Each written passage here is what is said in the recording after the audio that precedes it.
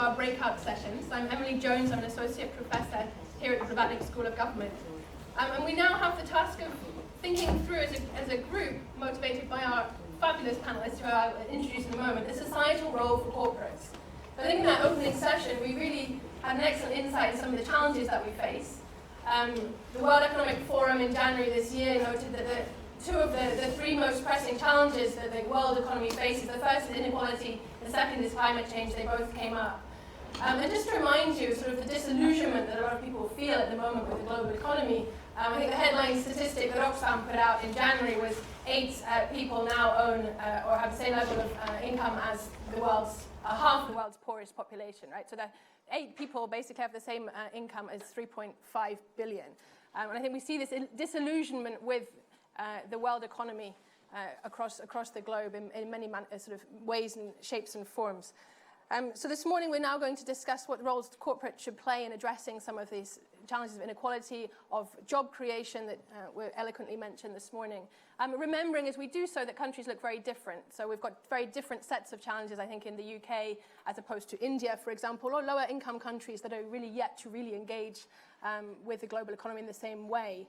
So without further ado, let me introduce 3 fabulous panelists to my left here. So Mr. Jonathan Day, Vice Chairman of Tapestry Networks. And you've really got a great insight, having talked to you over the coffee break, about the perceptions from inside the boardroom and the executives. So we look forward to hearing from you on that. Koushik Chatterjee, Group Executive of Tata Steel. Koushik, we look forward to hearing your thoughts and a little bit more on how you see this sort of long-term value creation and the role now that corporates need to play. And Professor Colin, the Peter Moore's Professor of Management Studies at the Saïd Business School, who's worked and thought extensively about corporate governance. So we're very much looking forward to your thoughts on this, Colin. So I'm going to ask each person to speak for 5 minutes, and I'll be quite strict on time. So then I'm looking forward to discussions and some quite provocative, I think, and challenging questions to all of you, from all of you, to our panelists and perhaps to each other as well. There's a lot of people with a lot of experience in the room. So, Jonathan, you have 5 minutes. Emily, thank you. So I'm not here to opine on what the societal role of corporates is or should be, but rather just to give some anecdotal, but I think rich data from the non-executive director conversations that my firm holds throughout the year. At Tapestry Networks, we speak with, I would guess, 300 to 400 non-executive directors every year in an unusually candid and confidential setting. And these are non-execs of the largest companies in the world: Unilever, Barclays, GSK, Walmart, GM, GE. I would use up my 5 minutes if I went on, but it's a long list, and there are companies sort of that size and stature. Tata Automotive is an example,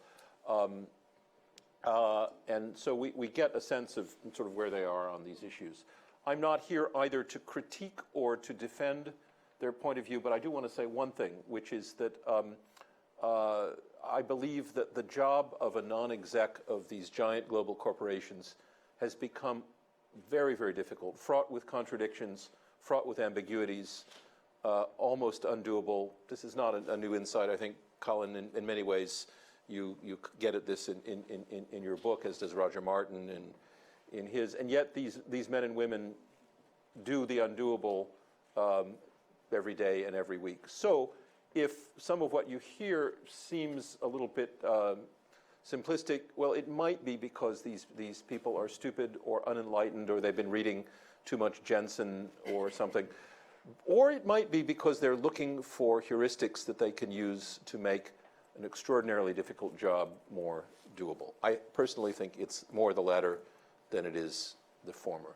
We got interested in this because we started to hear a real divide between what management and what the boards or board members of some of these companies were saying about questions like environmental, social, and governance investments. Let me give you 3 examples. Companies whose CEOs are out there on the front page of the Financial Times talking about social responsibility, environmental, long-term versus short-term. We would speak to some of their directors, and they would say things like, again, this is not a survey, this is just anecdote, they would say things like, we don't recognize that it's a vanity project on the part of the CEO. We know that CEO is saying this, but we kind of allow it because it keeps the proxy advisors and the activists at bay. Example 2, a meeting of compensation chairs of, again, very large companies. Question to the comp chairs: how many of you include any of these factors that Emily mentioned that we could all list in the compensation parameters that determine your CEO's compensation? Answer: 0. Question: how many of you are considering including these in your CEO's comp plan? Answer: 0.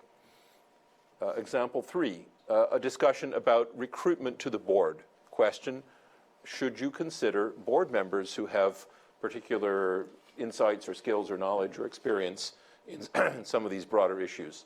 Answer: no.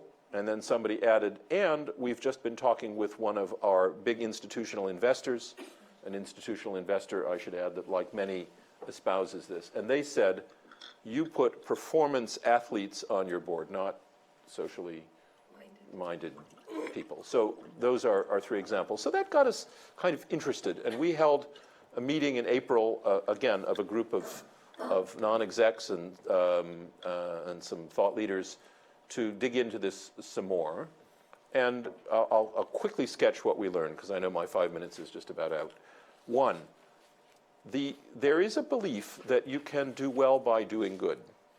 There was this, in fact, the strong consensus of this group was that unless there was a solid business case for these investments, they cannot be made. No room at all for, I'm going to call it, disinterested corporate. There always had to be a business case. It was usually framed in terms of talent. We can, if we do these things, we'll get those young people. And you spoke about this very, very eloquently in the plenary. Point 2, the business case could be made to work if you took a long enough term perspective. Point 3, and this was the big sort of eye-opener for me at least, there was a general sense that it was very hard to get people to believe in the business case. Boards tended not to believe management when they put these cases forward. Investors tended not to believe boards when they put these cases forward. And so we're back to this theme of trust. If you could build trust, this might work, but generally we were in an atmosphere where the trust was not there, and therefore the horizon was pulled back to the short term, the easily measurable, the highly tangible. We then got into questions of what broke down that trust, what built it up, but I'm going to stop with that, and if there's time, we can come back to those. So I hope that stayed within the timing. Bang on time, thank you. Excellent. And I'm going to ask you one question before I move on to Koushik, which is just, what do you think is motivating? So you've eloquently described, I think, that split between the CEOs and then others. Why do CEOs even want to embark on what others might see as a vanity project? Where's the incentive coming from for CEOs to even put this to their boards? I think a lot of CEOs genuinely believe that they will ultimately improve their companies and make them work better by making these investments. So I don't think it's vanity. Vanity may enter into it. I mean, we're all humans, and but I think many of them genuinely believe that the business case is there. But getting others to believe that can be very challenging. Great, and that's, I think, a nice segue to you, Koushik. Are you sort of after is this a vanity project on Tata's part, or sort of how does this really play out, and how meaningful is this? Yeah, so I think the way I would like to put it across, and I think Jonathan, the way he articulated the data points of the surveys and feedback is certainly relevant. I think the way I would look at it is there are different circumstances under which this becomes an essential role for deriving the social license to operate versus a vanity project. And since I work in both the developing world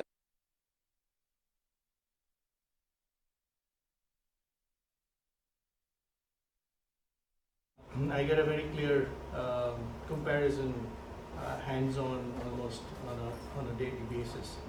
I also sit on the the International Integrated Reporting Council, which looks at a more holistic approach on the societal role for corporates, looking at, as I mentioned in the morning, on the capital is not only a financial capital, but manufactured capital, social capital, human capital, and intellectual capital, and natural capital.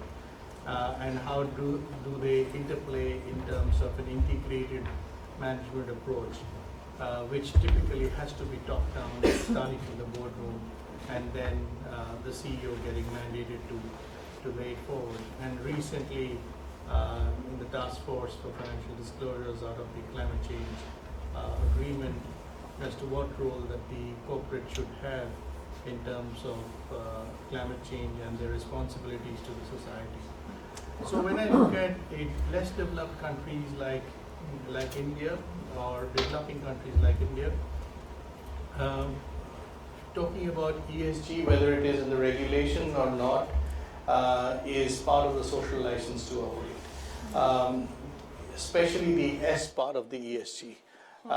And I think India has not had a great record as far as environmental is concerned, like all developing countries. But as far as social license is concerned, if one needs to lead a corporate life which is in compliance with regulation, which is in compliance with the community's need to be taken care of, I think it is a very important part of the societal role, becomes very important in the boardroom. A case in point, again, from my own experience, in 1994, when India opened up post-liberalization, we had significant imports coming in from countries which produce, or at that time produced cheaper than India. And we had a capacity of a steel capacity of over 3 million ton, and we had 80,000 people because we were a societal company. You know, we had generations of employees coming into our company were not questions asked. They had the right to be employed because their father was employed. And that's how we bloated into an 80,000 manpower company. At that point of time, when we were faced with market forces and market competition, which was international in nature and not restricted to India, we realized, and incidentally would put McKinsey to do the analysis, and we realized that we are overmanned and our productivity numbers are very low. In India, unlike in countries like in the UK, there is no social security network. So if a person is fired, he basically goes home and figures out how to live tomorrow. There is no pension, there is no social security. And yet we were operating in one of the most remotest part of India. And we had to take out people. And in the next 5 years, we separated about 50% of the workforce without a day lost in industrial unrest. And the answer to that was, if I was, say, at 45 being separated by the company, first of all, there was a huge amount of communication between the company and the employees that we are inefficient and we need to become the best to compete in the market. And for that, there are some jobs which will have to be eliminated.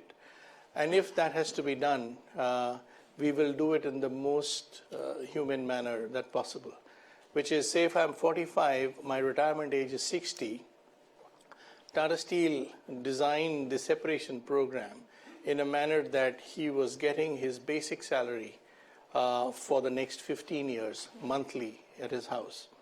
So the pain of separation was reduced significantly, and yet the company gained because of the increase and because of the other add-ons which normally comes along with the compensation. And we went down from 80,000 people to 40,000 people in about 5 years. And that's been a case study used in India of how a separation process can be managed without affecting the society around who were built around this place. So I think if our organization is serious about playing the societal role meaningfully, that is achievable. If one is doing it for a brand building exercise, then it would be very much on the top layer without actually understanding the nuances. And I think that has been the part of our organization. And when I look at what we have done, even in the UK over the last 6 or 7 years, we've done the similar thing. While UK takes care of the social benefits are much better than compared to India, we wanted to do it responsibly and fairly. A, by consultation. B, by creating a corpus. We floated a company which was a social enterprise called UK Steel Enterprise, and created the corpus to ensure that we can take care of the community's needs, to give money for entrepreneurship, to reskill people, to redeploy people, and ensure that the pain of the separation is handled. This is only one example of how one can rise to the occasion, play an effective role, take the society along, take the community along, and ensure that yet, from a business objective purposes, you are still chasing the best KPIs to compete with the rest of the market. Not incompatible. Yes, so it can be done if there is a meaningful engagement across the organization. Can I just push you on that, specifically on this question of meaningful, as opposed to the sort of brand building? Yes. Under what conditions would a company then go for a much more meaningful engagement? So I think there are two factors here. One is the underlying business needs compelling? In many business case that Jonathan brought up. Yes. Yeah. So is there an underlying business case compelling that can I drive better performance, better valuation, better comparison with my peers? And that's what is driving in many cases. And if my shareholders and stakeholders value what I'm doing, and that's why in the morning, as I was saying, the asset owners and the asset managers have a very important role in defining or adhering to the principles of responsible investment, because the whole governance framework in an organization then gets aligned to that objective. So it will work if that happens. And secondly, if there is a meaningful organization within corporates who can actually drive this to these objectives relentlessly.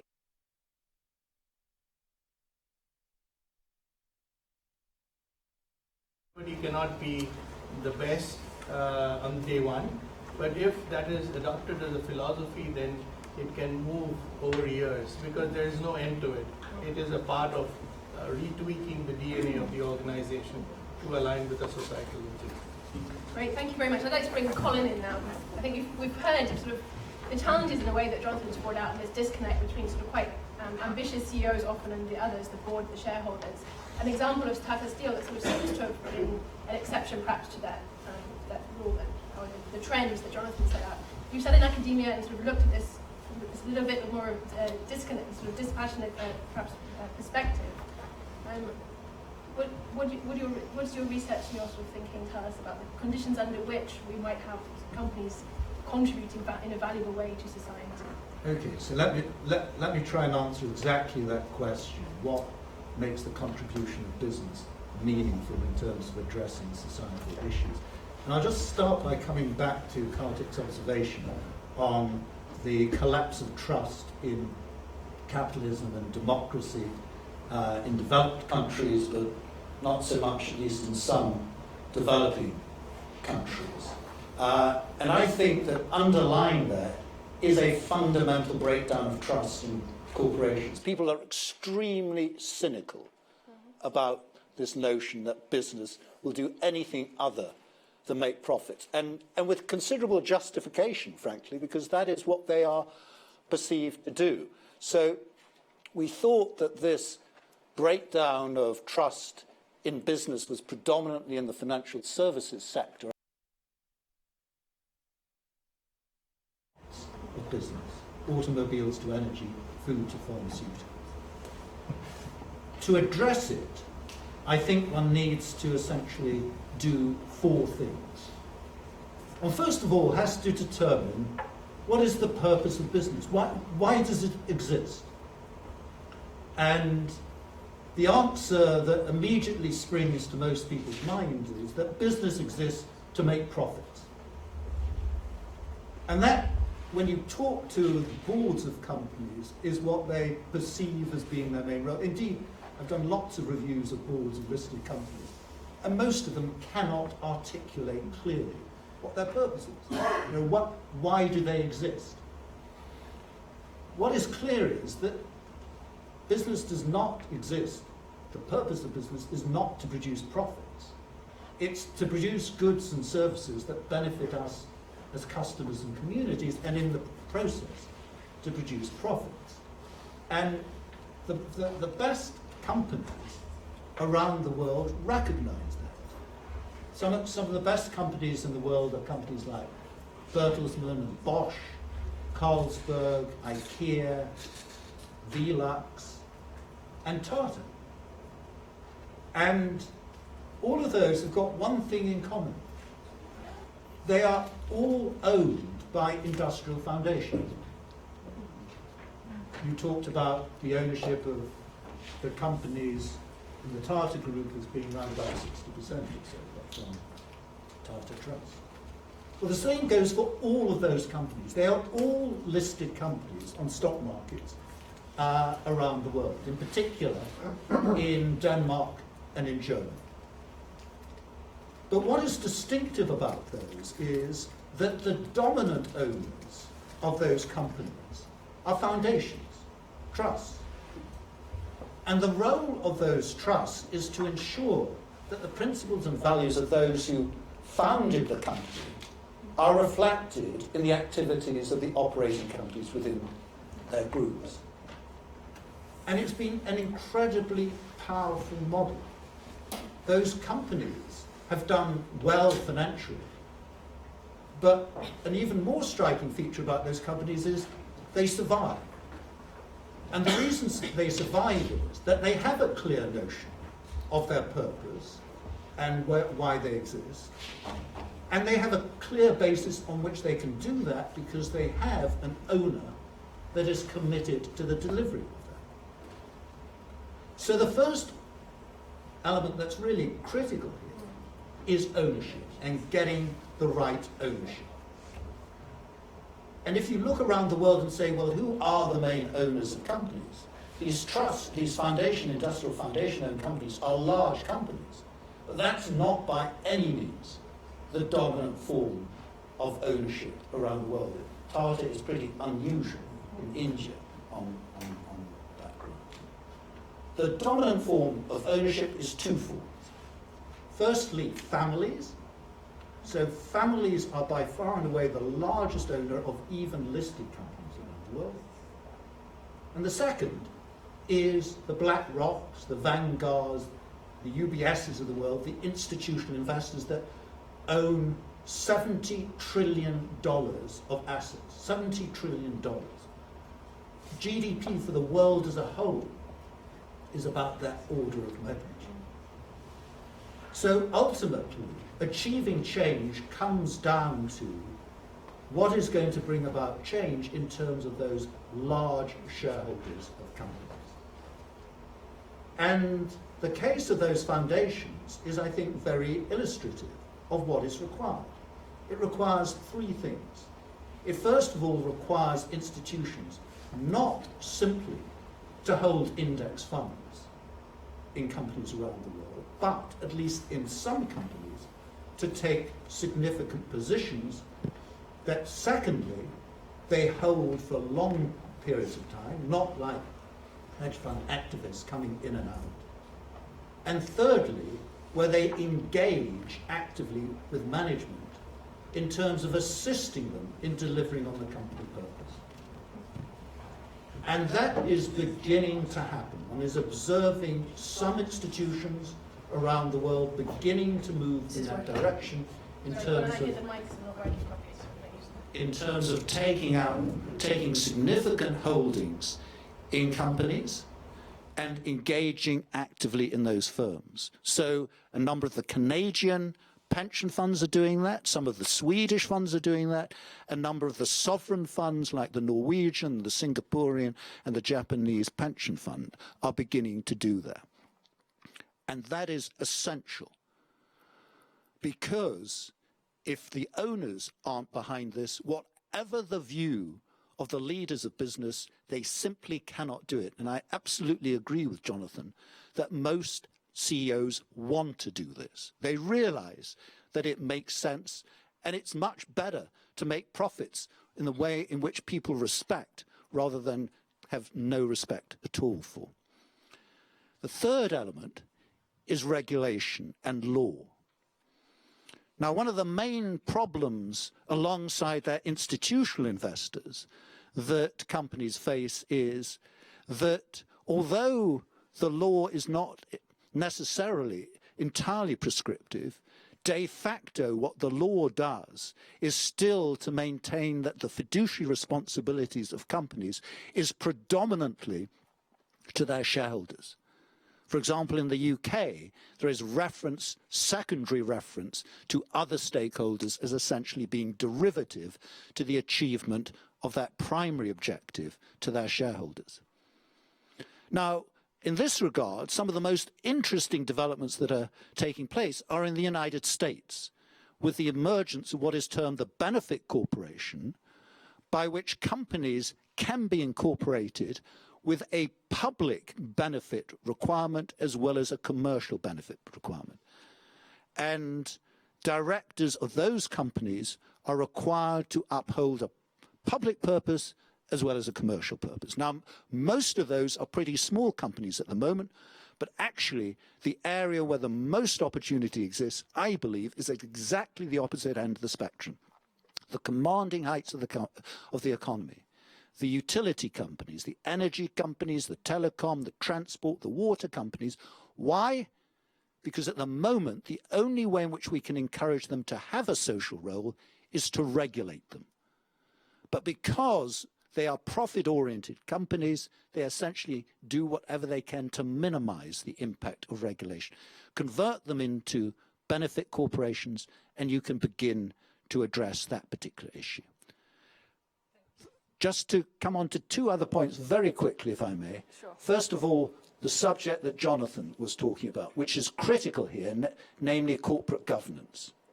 Corporate governance is largely viewed as solving the principal agent problem of aligning the interests of boards of companies with their shareholders. That is precisely what corporate governance should not be about. Corporate governance should be about assisting companies to deliver on their purpose, having the boards that do it, having the diversity on boards that do it, having the mechanisms for measuring performance that identify whether or not the company is achieving its purpose, and rewarding people on the board and in the companies appropriately with that delivery of purpose. And some of the most successful companies are doing exactly that. And to end with an example, we've been doing work with a lot of work with the Mars Corporation, who operate in the slums of Nairobi as well as elsewhere in the world, in trying to implement the philosophy of that company, which is what they term mutuality in business, sharing the benefits in particular with employees, communities, suppliers, etc. And what they do is, they first of all define precisely how they're going to achieve that through, for example, in the case of the slums of Nairobi, employing people to help distribute their products as entrepreneurs. They measure things like human capital, natural capital, social capital, as well as financial capital. And thirdly, and perhaps most importantly of all, in terms of shifting the dial, they then establish whether it's the case that enhancing those forms of human, natural and social capital improves financial performance. Because that then demonstrates that they are doing well by doing good, and that provides the business case that both Jonathan and Koushik were talking about that is a necessary requirement to give any credibility to this process. Great, thank you very much. I think you've opened up some really deep, important questions there about ownership and governance and incentive structures that I think have resonated throughout the three presentations. I'm going to open up for questions. Perhaps we'll take three at a time. Have we got a mic for questions? Let's take the three. I can see three hands up. Oh, sorry, this is the only mic that's working. Okay. Let's take the three questions on this side, and then we'll come back to the panel. Yeah, the gentleman with the blue tie. I'd like to challenge a bit. Sorry, might you introduce yourself? My name is Michael Mahoney. I'm from the United States. I'm a colleague of Jonathan Day. He's doing a great job, by the way. I wanted to challenge the notion of the idea of societal license to operate as a premise for corporate societal role. My view is that the societal license to operate is actually very narrow. In extractive industries where the government has control over natural resources of various types, then there is a license to operate. If you want to exploit that, you need to do something. In certain sectors that are heavily regulated, you could argue there is essentially a license to operate, because if they pull your banking license, you've got a problem. Beyond that, though, there doesn't seem to be a license to operate. And I was thinking about, well, why is that happening in India? And my question for you is, does it involve the role of trade unionism? Because the problem that you have in India is the industrial actions, which are actually quite uncommon now in the US, the UK, even France it's becoming less so. And I would argue that there's been a decline in trade unionism in developed countries that perhaps was part of the mechanism that created some accountability. So what I conclude from that is that actually this idea of license to operate is no longer really a compelling driver. So that's my question for the panel. Right, so what creates the societal and the societal license? There were two more questions. Yeah, gentleman with the yellow shirt there. I'm Mark Goldring, Chief Executive of Oxfam, and I wanted to build on what all three of you were saying, but where Colin finished. If we have companies like Tata leading the way, partly because of the way they were created, as Koushik said, more than 100 years ago, and we don't see a large momentum to change ways companies are structured, owned, rewarded, we are in danger of getting lots of the more cosmetic approaches of the sort that Jonathan brought out. So what balance between investors, consumers, activists, governments can actually work to increase that momentum? What are the steps we might take to move faster in that direction? So how do we get to this sort of question of changing the ownership structure? There was a third question on this side. Maybe it's you, Karthik. Please go ahead. So my question is really about the role of schools like this and Colin's school, the business school here at Oxford, and what it is we teach in these business schools and schools of government and schools of law and so forth. And I'd love to get a sense from the panelists of whether you think the right message has been coming out of these schools, whether we like it or not. You know, the curricula in these schools shape, in some sense, the normative context in the boardrooms about what's right, what's acceptable, and what could we be doing better, or what could we be doing differently to affect this kind of change you're talking about. So it builds on from Mark's question. Great, so let's come back to the panel. Koushik, might you give us a little bit of insight in this sort of notion of a societal license, and whether that's a sort of regulatory license, or whether you're talking about something broader? So just to answer and give you the context, I can confirm that this is not out of a trade union agreement. In fact, our trade unions are apolitical, and we have had no single day of loss of productivity for the last 85 to 90 years. So it's actually born out of the places where we operate are one of the most poorest places in India. And our site of operation, where we've spent billions of dollars to create assets, create infrastructure, is like an oasis amongst out of nowhere.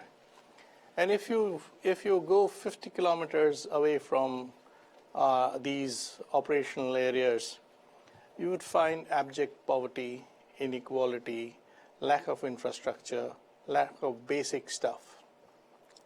And one cannot operate in such imbalance.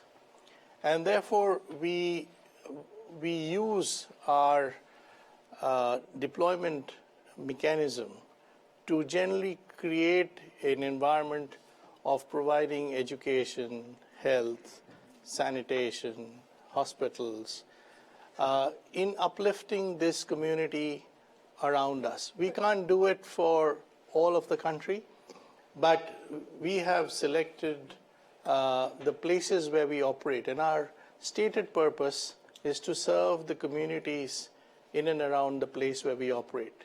So currently, for example, out of no compulsion, we are undertaking, our corporate social responsibility includes education, where we're building 1,000 schools where there is no primary education. And these schools are being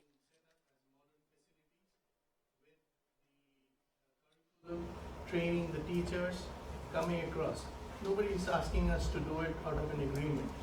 Why Can I push you a little bit on this? Because the notion is that you're being, so you said we can't operate without addressing some of these inequalities, but what precisely is it that, what's the risk, for example, of not addressing those societal needs? For example, so the question is why we are doing it? Yeah. Is because the government is unable to deploy what it is supposed to deploy in these places. That's first.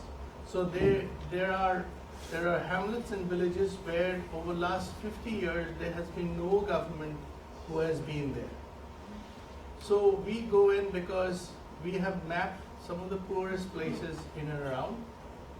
The reason why you have ultra leftist movements in India, where they've created a red corridor, which is violent and militant, is because these basic stuff is not available.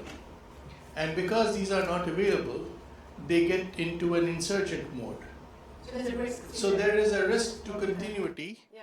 It may be a risk, may not be a risk, but it comes to us more as a societal responsibility. We do not do business in any less manner than anybody else. Let there be no assumption of the fact that we don't chase profits, we don't chase return on invested capital. We do it and we benchmark to the best in this industry. But along with that, we would like to do this because we need to ensure that, as I said in the morning, that what comes from the society needs to go back into the society, and then the circular relationship of the capital get closed. Can I bring Colin in? Because I think it's a fascinating sort of question about under what conditions, and how do we get sort of the ownership shift that Mark's asking about? How do we get to sort of change the incentives? Okay, so first of all, I think that a social license to operate is critically important. I think you've just described, Koushik, why there's justifiably a perceived risk in companies from not doing that.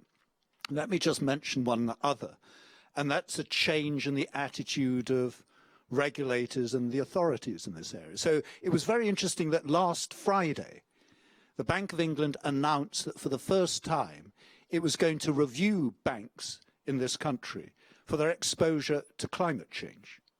Okay, now that's an extremely significant development because it's put the banking system on alert for the first time that it is going to be evaluated in terms of its risk, not just in terms of credit risks, but in terms of environmental risks. And we're going to see a lot more of that going on, not just in relation to the banking sector, but in relation to institutional investment, in relation to the corporate sector as well. So there's an element of the corporate sector, institutional sector, being put on alert in relation to that. Now that then comes on to the question of, well, how do companies do this and how are institutions or investors going to be changed going forward? And let me just clarify why the type of thing that Tata is doing works. You know, why does it actually deliver benefits both for society and for business? And it comes back to this point about trust, that through a combination of ownership and governance and management practices, companies build up trust with a variety of parties, including their employees, but also their suppliers and their communities, which then allow them to engage in activities that in the absence of that trust, it's simply impossible for them to do. Now, the economics profession, for the most part, doesn't recognize trust. It recognizes contracts, and trust is just something that lubricates the contracts. But actually, because contracts are so imperfect, trust is by far and away the most important determinant of the success of business. And that then comes on to, well, how do you get this ownership being aligned with it? And the answer is, it will not come from institutional investors just being altruistic.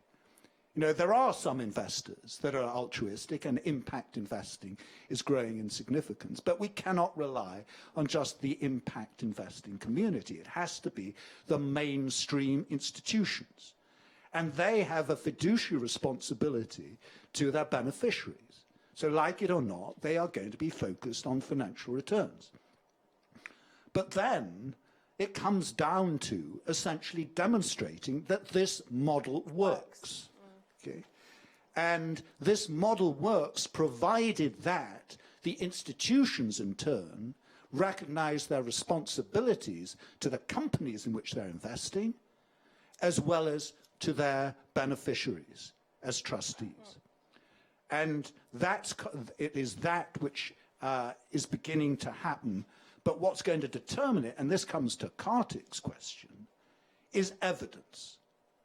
There's a little bit of evidence around that firmly supports the notion of a correlation between human capital, social capital, natural capital, and financial capital. There's even less evidence of a true causal impact, that it really, by doing good, one really does do well. And until that's the case, it's going to be extremely difficult to persuade the investment community that they should be moving in this direction in a big way. Yeah.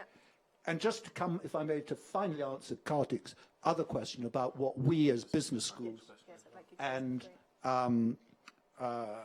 schools of government should be doing, I think, first of all, we have failed dramatically in the school.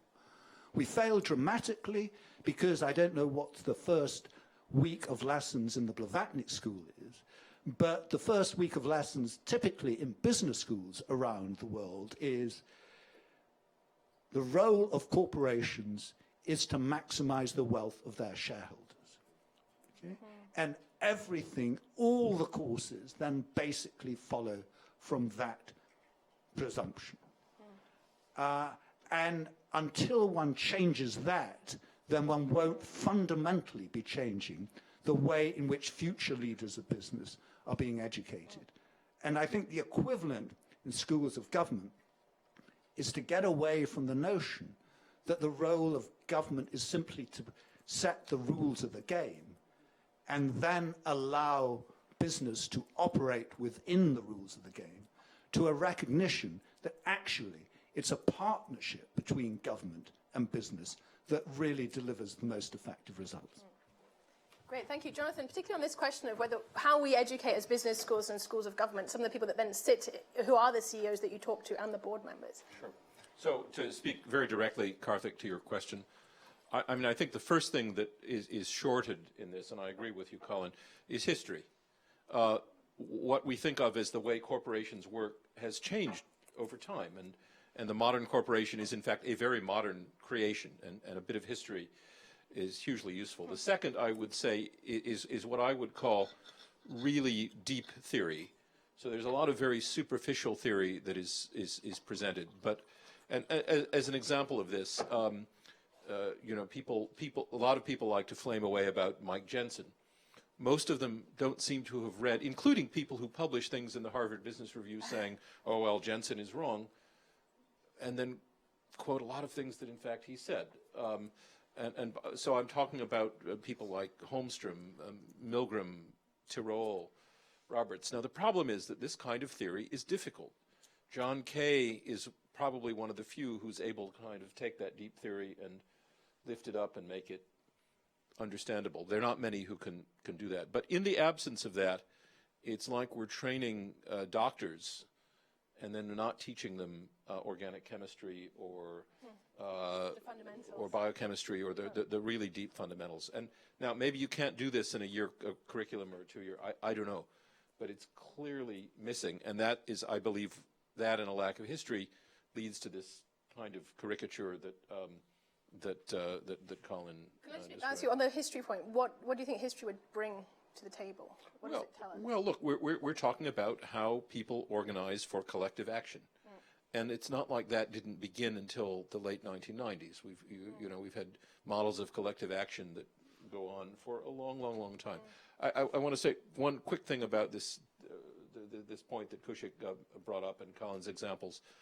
It does strike me that a lot of these examples of, I'm going to call them enlightened corporate forms, trust corporations and so on, have come about and are maintained because of a sort of godlike founding figure, and we like to admire these people. I worked for many years at McKinsey, which was dominated for decades by a guy named Marvin Bauer, who essentially created the firm by giving his interest away to his partners in order to form a firm that could live forever. Marvin told people what color socks they should wear. I'm not making this up. He was dictatorial. We all love John Lewis, right? We love John Lewis. And yet John Lewis is miles away from a true democracy. It's a trust. It's governed by a trust with an almost omnipotent chairman who appoints his successor and only recently has started to bring in more outside challenge from a board. Tata, of course, you have the family, most of these Scandinavian examples. So I think these are wonderful examples, but they're not very democratic in that sense. Yeah, so very interesting. I know there was a lot more questions from the floor. Let's get some questions. I know Tal from our MPP program has an important question to ask, and then there's 2 more hands up. Lady here and gentleman in the front. Thank you, Tal. Thank you very much. It's very interesting. My name is Gal Traeger. I'm an MPP student here. I'm originally from Israel. I wanted to ask, usually when we discuss like social role of corporates, the main framing is around the stakeholders that are the shareholders, the consumers, and the workers. And usually we talk about society in some broad sense, like a global society. Now, it seems today that the main problem of trust is not between consumer and producers or between shareholders and consumers, but between the local and the global.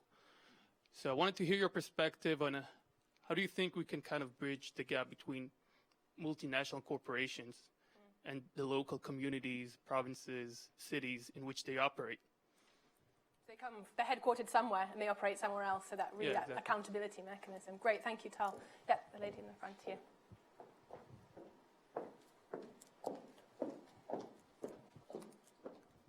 Thank you. I'm Isabella Bunn. I'm an international lawyer. I'm based here on governance questions and also teach in the U.S. business ethics.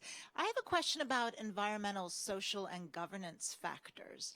And I'm wondering if the panel could comment on, is the G getting bigger? In other words, we talked about integrated reporting, we talked about responsible investment pressure, and also Colin mentioned the new regulatory trend in the banking as far as looking at climate change. So as those risks in the E and the S, if I can put it that way, expand, won't that ratchet into the governance responsibilities? And then I think I would love to hear about what are some of the implications for example, board selection and measurement questions. And for those of us who don't work extensively on the sort of ESG framework, what do we understand by governance? What's the ideas, the cluster of ideas that are fitting under that governance? Yes, well, I think the corporate governance is often what we think of when we think of the G factor, but then I'm thinking, what about these environmental social questions and all of that broader governance risk? Isn't that now moving into governance space. It's interesting also to look at asset managers that are socially responsible and the kinds of things they say they're looking at when they look at the G, and it seems like that list seems to be growing, things like tax and transparency and anti-corruption, and I'm just wondering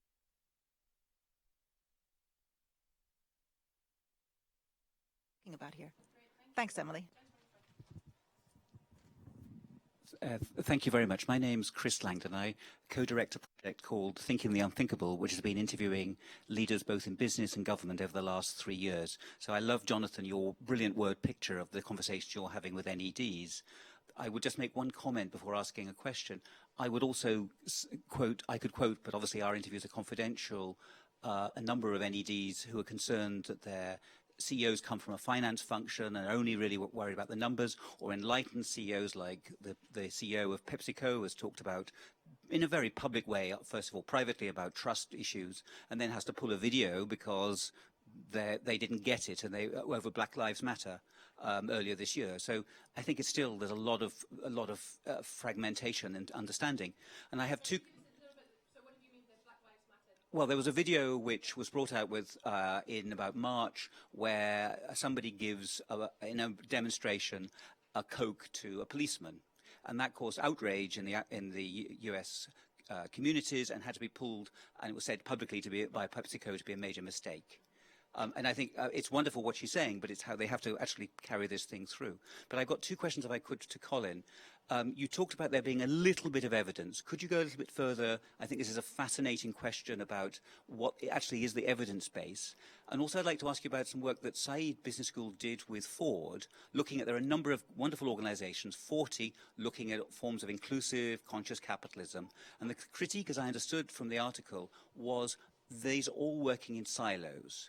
What would it take from, and you're involved in a number of them, heroically on a whole different level, what would it take to have a more coherent, comprehensive approach, given, as you say, there's evidence coming out, there are a lot of enlightened people out there to actually really make a difference? Great, thank you very much. Colin, do you want to start with that last question on the evidence base, or the mic? Yeah, okay, perhaps I can just briefly wander around the questions that were raised. First of all, on the point about stakeholder interests and going from global to a local concern, I don't think that the solution to this problem is simply to move to a stakeholder model from a shareholder model. In essence, all that does is it shifts the problem somewhere else. So, for example, if you look at most mutuals, they tend to operate in relatively low capital intensive businesses. Why? Because it's difficult for them to sustain commitments investors.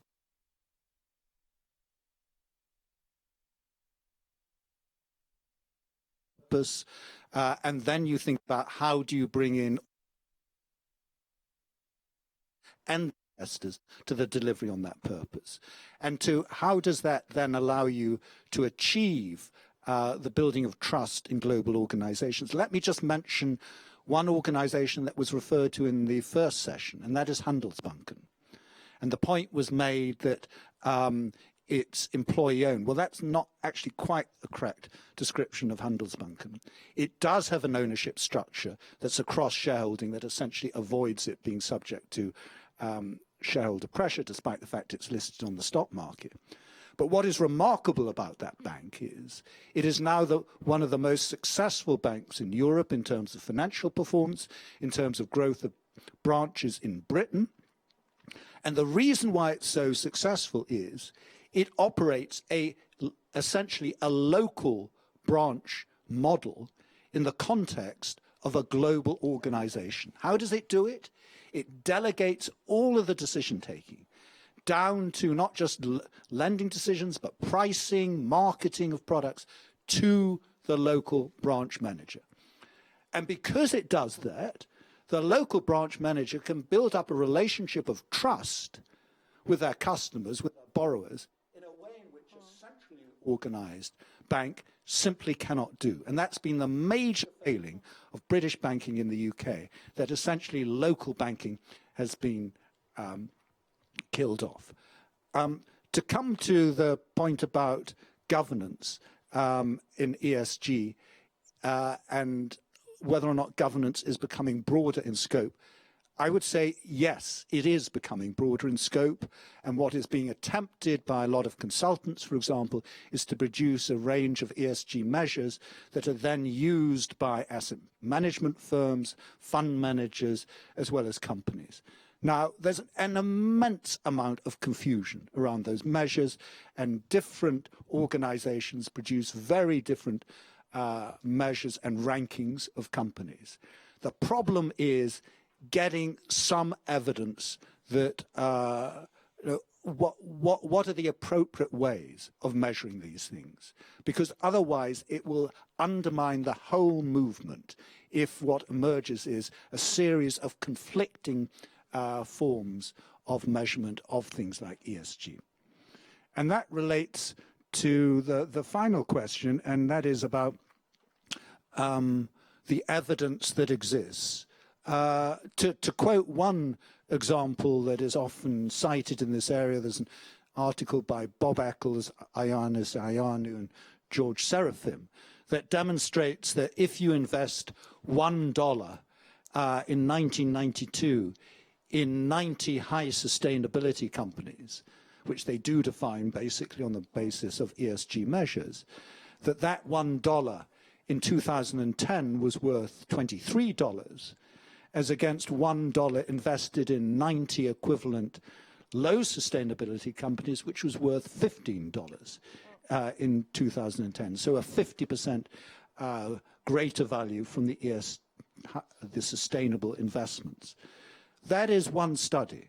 The problem is there aren't many other studies that replicate that type of result, and we need much more evidence along that line to be convinced about it. And in terms of bringing together the variety of organizations operating in this area, that Ford Foundation study to which you referred looked at some 40 organizations like Inclusive Capitalism, Aspen Institute, Conscious Capitalism, you name it. They're just all over the place. And what one finds is that they are pursuing different agenda. They're not doing it in a coordinated fashion. In many cases, they find themselves essentially in competition with each other for very limited funds. What is needed is some sort of mechanism of identifying how they can together create much more by contributing to a collective effort in this area. And that's something that we're trying to address as a second part of the study with the Ford Foundation. Great, thank you. I'm going to come to Jonathan and then to Koushik on these questions. I'm being mindful that we have about 10 minutes left, and I'd like to get there's a couple of questions on that side as well. Keep this brief. One thing that I think has never really been explored in any satisfying way is the impact of scale. We went through in the 90s especially this enormous move toward the big, and Colin, you described the enlightened model of banking, which of course was exactly the model of British banking at that point, and then we all had this idea that big was important. Big is beautiful, big is better, and it was literally that. It was an assertion. And so I don't think scale has ever really, and I don't understand why, with all these brilliant economists and scientists, we haven't bottomed that out. I do want to comment briefly on your point about ESG. There's a report from a group called the Boston Club, which is about getting women more involved in executive and non-executive roles, which often is the dominant factor in the G, gender diversity in these boards. And it's a fascinating read because it contrasts the bad old board, so all men, to the good new board, which is more diverse. But the good new board does all these things. It buys all these metrics, and it's a major industry, the metrics biz. It's a big business. And it does all the metrics, and it looks at diversity of all sorts inside the company. And it runs sustainability scenarios, and it gets involved with, it does all these things. Well, great, wonderful. But you think about, and the bad board sort of takes a deep breath and kind of rushes through the business, and then they go play golf. But if you look at the amount of work that people have to do in these giant companies, the good board in this model, which I like in many ways, would be full-time. It would be full-time. It wouldn't be, and already we know that there are large companies whose non-executive directors, in some cases, are working full-time. Many board chairs in this country, non-executive chairs, are contracted for maybe 4 days a week, but actually working 6. So all good, but the job of the non-executive director urgently has to be rethought. And once you have boards that are full-time and are supported with staffs, et cetera, then a lot of our ideas about boards being overseers, et cetera, just get thrown out the window. So, too light oversight. Koushik, I was going to ask you as well, particularly this question about the global and local, because clearly Tata sort of spans many different jurisdictions. Sure. Now, if I can just add to what your question was, if corporate leadership is to move forward, it has to build trust with the community and the societies where they operate.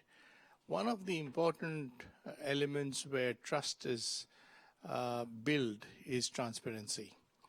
And if one has to look at transparency as a framework and an enabler to build trust, then there is propensity in corporates to overkill with information. But if there is a clear path of what makes an organization sustainable, profitable, and growth, then we can describe with a lot of openness as to what makes an organization sustainable is essentially what the societal role is. It starts with health and safety. It starts with the environment. It starts with the human capital. It talks about climate change. So one can actually disclose a company and a board stand of where it stands vis-a-vis the sustainable parameters, simply, clearly, and without any confusion. That can be a short-term, a medium-term, and a long-term goal, so that the stakeholder who is engaging with the company, be it a supplier, be it a customer, be it a man on the street, a shareholder, or the government, or anybody else, understands what does this company, the board, and the larger group of shareholders stand for. Similarly, look at a profitable framework, which is most known, whether it is a return on invested capital or profitability, etc. And where do you provide your future capital allocation? So where does the company look at capital allocation principles on a short, medium, and long term? And does that make this company more sustainable in terms of the goals it is chasing? So there are ways in which one can simply, without clouding with too many matrices, can actually demonstrate what is called a story of a company.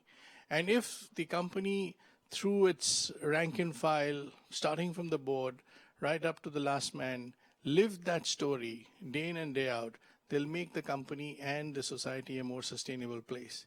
And I think that is something which is an effort being made by some, and it is a journey not yet kind of matured. And I think if more and more people who are stakeholders who support this approach, whether it's the asset owners, the shareholders, the government, the customers, the suppliers, I think we will be more optimistic about playing a more constructive role in the company. And that relates to wherever we operate, whether it is in a developing country or a developed country, irrespective of location. If my DNA is codified as we approach this and transparently, then I think it will be even more valuable by whoever is wanting to value this company. Great, thank you very much. I'm going to come to this end to the room to 2 questions there. And our second woman, talking of gendered discussion, I think it's very striking to me how much actually we've self-selected, and there's relatively few women in the room. And I think, again, bringing more women and more diverse perspectives into this discussion is really important. So I don't know if you were referring to me, but I certainly am a woman.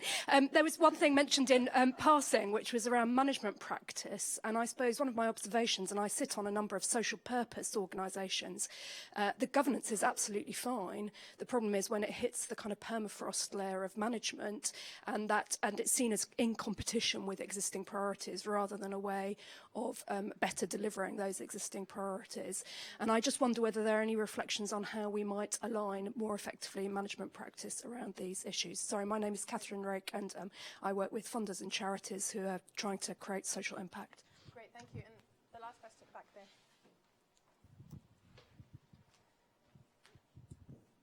Thank you. My name is Stephen Gray. I'm based in Ghana in West Africa.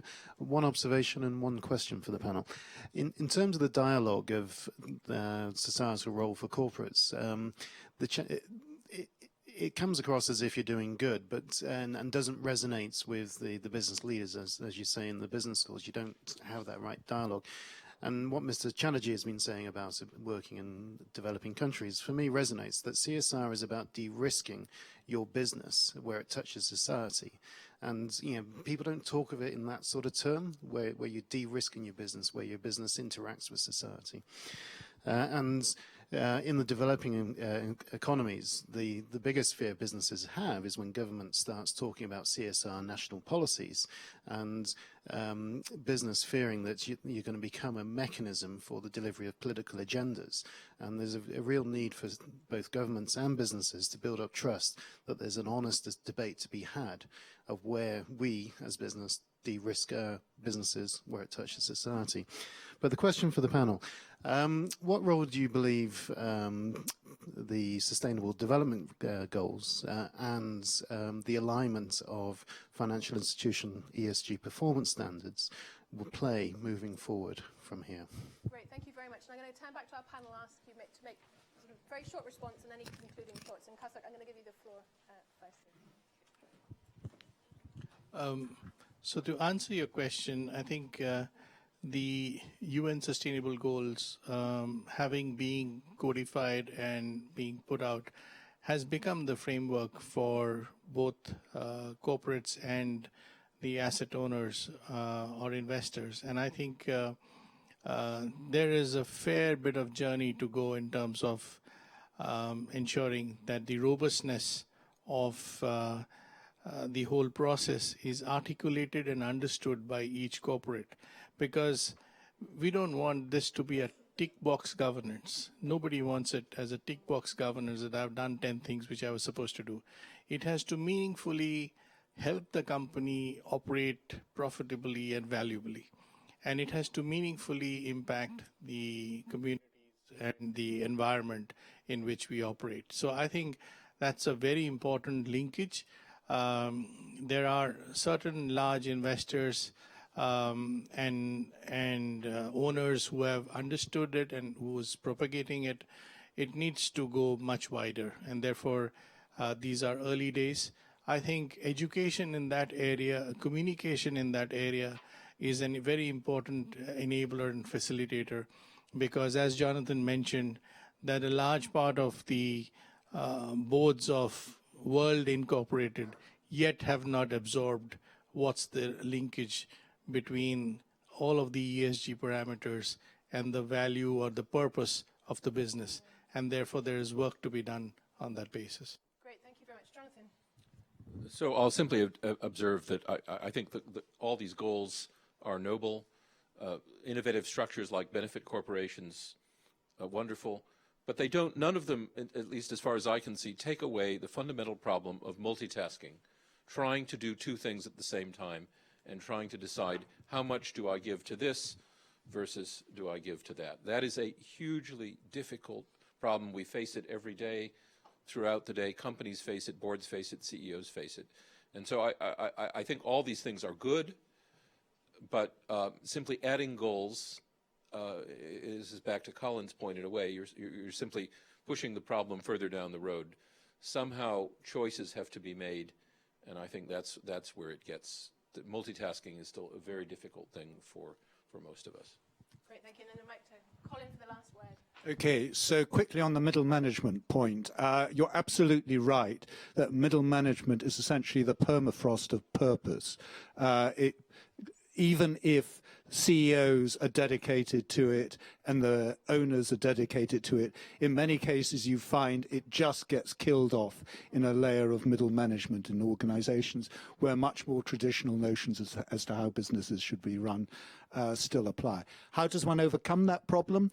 The most successful cases of where large organizations have been overcoming this in, for example, Unilever and Mars, to which I referred earlier on, is essentially through intrapreneurship, as it's termed. That is to say, entrepreneurship within large corporations. You give people within organizations the opportunity to pilot ideas, and you encourage them to do it.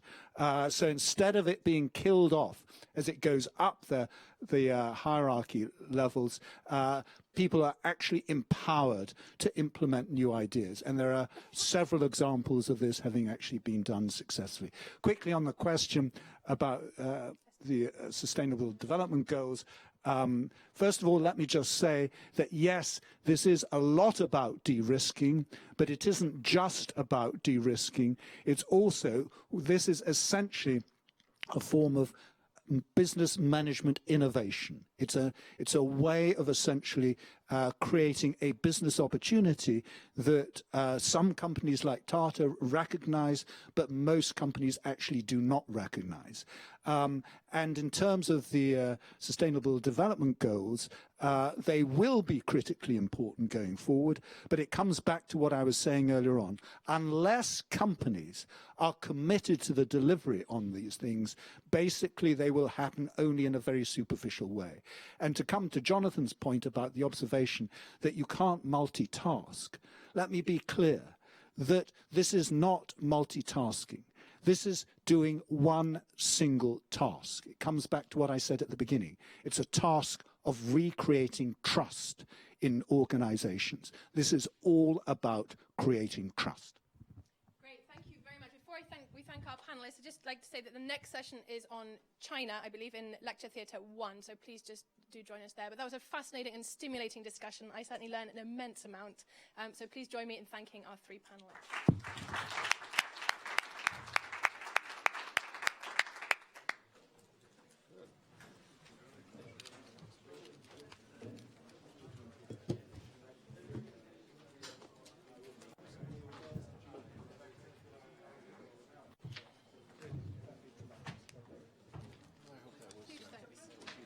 Fascinating. So this is an area that I don't. Thank you. Sorry. Thank you very much. It's made me think very much.